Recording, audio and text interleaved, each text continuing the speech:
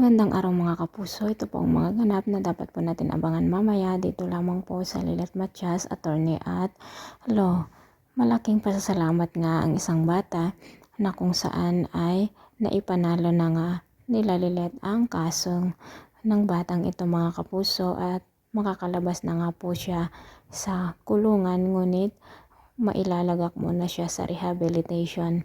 Samantala mga kapuso, dahil nga sa sinabi ni Lilet kay Ira na pag-isipan niya muna kung tatanggapin niya ang offer ni Attorney Alon na pagpapakasal dito, gumawa si Attorney Alon ng isang bagay na kung saan ay magkasiraan ang magkapatid at may ipinakalat na memory o ang mga naganap o ang nakaraan ni Ira sa social media at pinagbintangan nga po niya ang kanyang kapatid mga kapuso.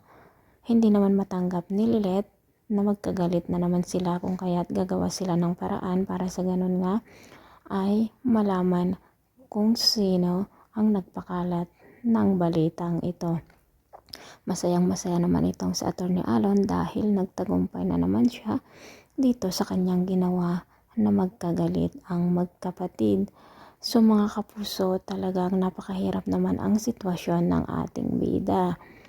At pati na rin si Patricia ay patuloy pa rin na gumagawa ng paraan para sa ganun nga ay mawala sa kanilang landas itong si Lilet.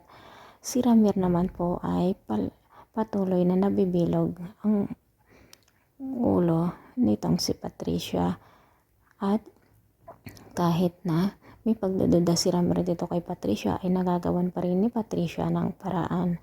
So mga kapuso, hanggang kailan kaya maitatago ni Attorney Alon ang kanyang balak na paghihiganti dito kay Ira at Lilet, lalo pat ang akala ni Ira ay totoong pagmamahal ang nararamdaman nito sa kanya. Ito po ang mga dapat natin abangan. Maraming salamat po. Bye-bye.